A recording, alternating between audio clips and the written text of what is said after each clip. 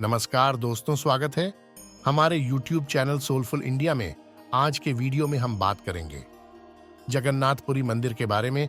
दोस्तों, जब भी भारत में आस्था की बात आती है तब चार धाम का कितना बड़ा महत्व है ये बताने वाली बात तो है नहीं, क्योंकि जो भी हिंदू धर्म में जन्म लेता है तो उसके कहा जाता है कि धरती पर पुण्य कमाने के लिए अगर कोई विकल्प है तो वह है चारों धामों की यात्रा, जिसमें बद्रीनाथ, द्वारका, जगन्नाथपुरी और रामेश्वरम शामिल है।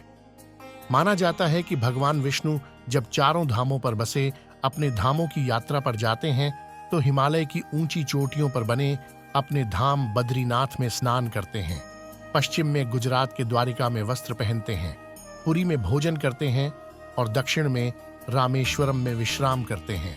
द्वापर के बाद भगवान कृष्ण पुरी में निवास करने लगे और बन गए जग के नाथ अर्थात जगन्नाथ। पुरी का जगन्नाथ धाम चार धामों में से एक है। यहाँ भगवान जगन्नाथ बड़े भाई बलभद्र और बहन सुभद्रा के साथ विराजते हैं।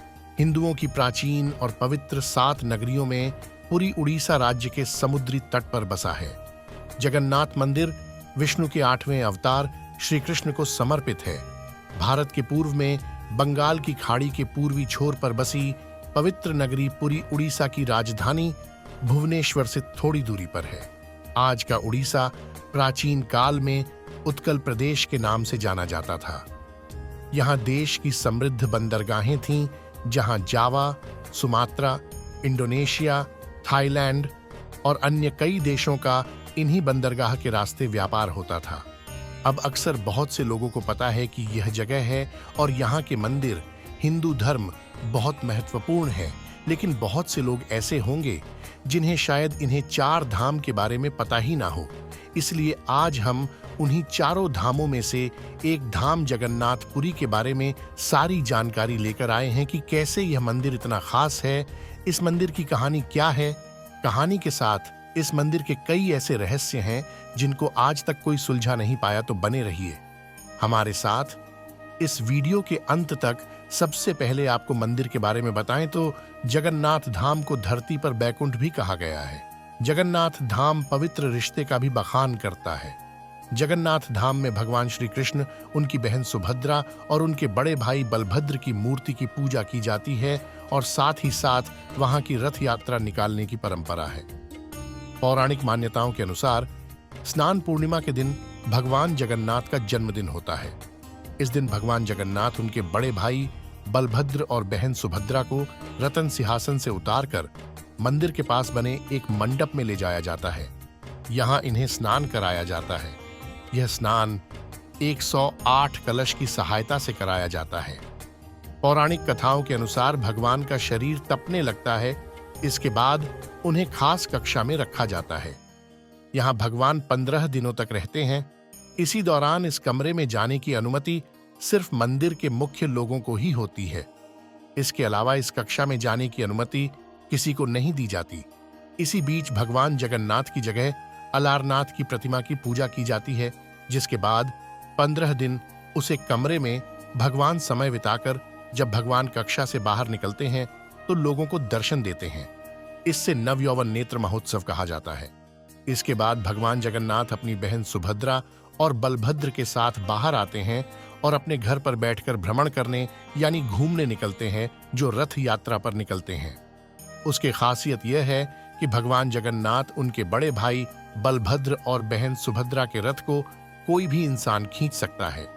इसका नमूना आपको हर साल रथ यात्रा में देखने को मिल सकता है, क्योंकि हर साल भगवान के रथ को खींचने के लिए लाखों भक्त इकट्ठा होते हैं। सभी इस रथ को खींचकर पुण्य का भागी बनना चाहते हैं। कहते हैं भगवान के रथ को खींचने से लोगों को जीवन काल के चक्कर से मुक्ति मिल जाती है। अगर हिंदू धर्म की बात करें तो भगवान के लिए सभी एक समान है। इसलिए रथ यात्रा में किसी धर्म जाति विशेष जैसी चीजों को स्थान नहीं दिया जाता, बल्कि एक बार तो सुप्रीम कोर्ट में रथ यात्रा निकालने को लेकर एक मुस्लिम शख्स ने भी गुहार लगाई थी। अब आप यह समझ गए होंगे कि मंदिर में क्या होता है, लेकिन अब हम आपको बताएंगे इस मंदिर से जुड़े कुछ ऐसे रहस्य जिन्हें शायद ही आपने सुना होगा। नंबर 1, मंदिर के शिखर पर स्थित ध्वज हमेशा हवा की विपरीत दिशा में लहराता है।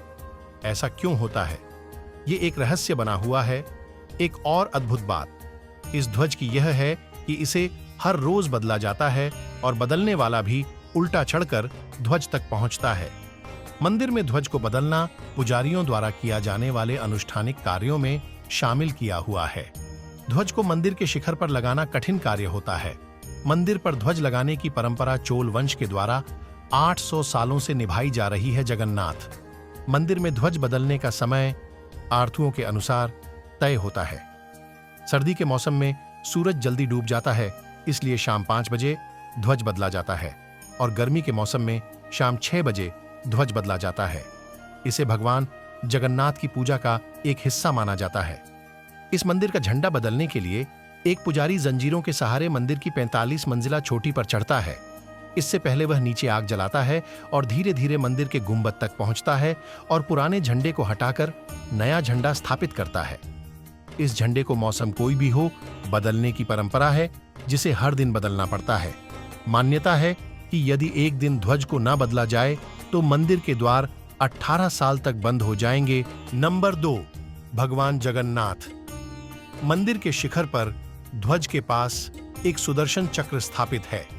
इस चक्र को नील चक्र भी कहा जाता है। इस सुदर्शन चक्र की खास बात यह है कि आप इसे किसी भी दिशा से देखें, तब भी आपको ऐसा प्रतीत होगा कि सुदर्शन चक्र का मुख आपकी ओर ही है। नंबर 3, दुनिया की सबसे बड़ी रसोई।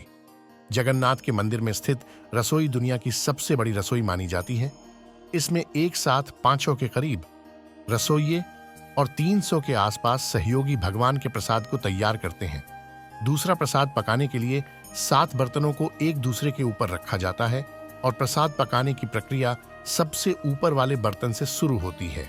मिट्टी के बर्तनों पर लकड़ही से ही प्रसाद बनाया जाता है। सबसे नीचे वाले बर्तन का प्रसाद आखिर में पकता है।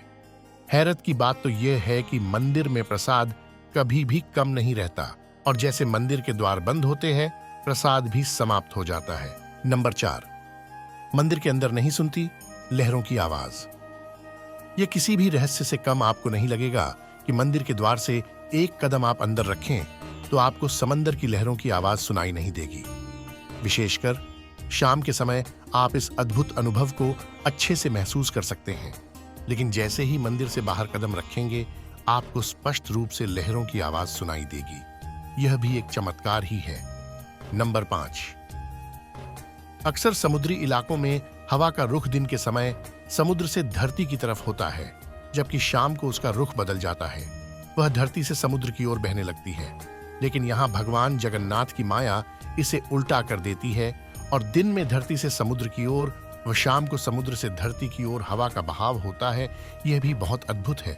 नंबर 6, यह तो विज्ञान का नियम है कि जिस पर भी रोशनी पड़ेगी उसकी छाया भले ही आकार में छोटी या बड़ी बनेगी, जरूर, लेकिन भगवान जगन्नाथ के मंदिर का ऊपर हिस्सा विज्ञान के इस नियम को चुनौती देता है, क्योंकि दिन के किसी भी समय इसकी परछाई नजर ही नहीं आती। ऐसा सिर्फ इसी मंदिर के साथ होता है। मंदिर का इतिहास। इस मंदिर का सबसे पहला प्रमाण महाभारत के वन पर्व में मिलता है। कहा जाता है कि सबसे पहले सब्र आदिवासी विश्ववसु ने नील माधव के रूप में इनकी पूजा की थी। आज भी पुरी के मंदिरों में कई सेवक हैं जिन्हें दैतापति के नाम से जाना जाता है। राजा इंद्रद्युम्न ने बनवाया था यहाँ मंदिर। राजा इंद्रद्युम्न मालवा का राजा था, जिनके पिता का नाम भारत और माता सुमति था। राजा इंद्रद्युम्न को सपने में हुए थे जगन्नाथ के दर्शन। कई ग्रंथों में राजा इंद्रद्युम्न और उनके यज्ञ के बारे में विस्तार से लिखा है। उन्होंने यहाँ कई विशाल यज्ञ किए और एक सरोवर बनवाया। एक रात भगवान विष्णु ने उनको सपने में दर्शन दिए और कहा, नीलांचल पर्वत की एक गुफा में मेरी एक मूर्ति है, उसे नील माधव कहते हैं। तुम एक मंदिर बनवाकर उसमें मेरी यह मूर्ति स्थापित कर दो। राजा ने अपने सेवकों को नीलांचल पर्वत की खोज में भेजा। उसमें से एक था ब्राह्मण विद्यापति। विद्यापति ने सुन रखा था कि सब्र कबीले के लोग नील माधव की पूजा करते हैं और उन्होंने अपने देवता की इस मूर्ति को नीलांचल पर्वत की गुफा में छुपा रखा है। वह यह भी जानता था कि सब्र कबीले का मुखिया विश्ववसु नील माधव का उपासक है और उसी ने मूर्ति को गुफा में छुपा रखा है। चतुर विद्यापति ने मुखिया की बेटी से विवाह कर लिया। आखिर में वह अपनी पत्नी के जरिए नील माधव की गुफा तक पहुंचने में सफल हो गया। उसने मूर्ति चुरा ली और राजा को लाकर दे दी। विश्ववसु अपने आराध्य देव की मूर्ति चोरी होने से बहुत दुखी हुआ। अपने भक्त के दुख से भगवान भी दुखी हो गए। भगवान गुफा में लौट गए, लेकिन साथ ही राजा इंद्रदयुम्न से वादा किया कि वो एक दिन उनके पास जरूर लौटेंगे, बशर्ते कि वो एक दिन उनके लिए विशाल मंदिर बनवा दे। राजा ने मंदिर बनवा दिया और भगवान विष्णु से मंदिर में विराजमान होने के लिए कहा। भगवान ने कहा कि तुम मेरी मूर्ति बनाने के लिए समुद्र में तैर रहा पेड़ का बड़ा टुकड़ा उठाकर लाओ, जो द्वारिका से समुद्र में तैरकर पुरी आ रहा है। राजा के सेवकों ने उस पेड़ के टुकड़े को तो ढूंढ लिया, लेकिन सब लोग मिलकर भी उस पेड़ को नहीं उठा पाए। तब राजा को समझ आ गया कि नील माधव के अनन्य भक्त सब्र कबीले के मुखिया विश्ववसु की ही सहायता लेना पड़ेगी। सब उस वक्त हैरान रह गए जब विश्ववसु भारी भरकम लकड़ी को उठाकर मंदिर तक ले आए। अब बारी थी लकड़ी से भगवान की मूर्ति गढ़ने की। राजा के कारीगरों ने लाख कोशिश कर ली, लेकिन कोई भी लकड़ी में एक छेनी तक भी नहीं लगा सका। तब तीनों लोक के कुशल कारीगर भगवान विश्वकर्मा एक बूढ़े व्यक्ति का रूप धरकर आए। उन्होंने राजा को कहा कि वे नील माधव की मूर्ति बना सकते हैं, लेकिन साथ ही उन्होंने अपनी शर्त भी रखी कि वे 2 दिन में मूर्ति बनाएंगे और अकेले में बनाएंगे। कोई उनको बनाते हुए नहीं देख सकता। उनकी शर्त मान ली गई। लोगों को आरी, छेनी, हथौड़ी की आवाजें आती रहीं। राजा इंद्रदयुम्न की रानी गुंडिचा अपने को रोक नहीं पाई। वह दरवाजे के पास गई तो उसे कोई आवाज सुनाई नहीं दी। वह घबरा गई। उसे लगा बूढ़ा कारीगर मर गया है। उसने राजा को इसकी सूचना दी। अंदर से कोई आवाज सुनाई नहीं दे रही थी, तो राजा को भी ऐसा ही लगा। सभी शर्तों और चेतावनियों को दरकिनार करते हुए राजा ने कमरे का दरवाजा खोलने का आदेश दिया। जैसे ही कमरा खोला गया तो बूढ़ा व्यक्ति गायब था और उसमें 3 अधूरी मूर्तियां पड़ी मिलीं। भगवान नील माधव और उनके भाई के छोटे छोटे हाथ बने थे, लेकिन उनकी टांगें नहीं, जबकि सुभद्रा के हाथ पांव बनाए ही नहीं गए थे। राजा ने इसे भगवान की इच्छा मानकर इन्हीं अधूरी मूर्तियों को स्थापित कर दिया। तब से लेकर आज तक तीनों भाई बहन इसी रूप में विद्यमान हैं। आशा करते हैं हमारा यह वीडियो आपको पसंद आया होगा, तो हमारे इस वीडियो को लाइक जरूर करना और इसे अधिक से अधिक शेयर भी करना। अगर आप हमारे चैनल पर पहली बार आए हैं तो हमारे चैनल को सब्सक्राइब करना बिल्कुल ना भूलें। हम अपने इस चैनल पर इसी तरह की जानकारियां देते रहते हैं।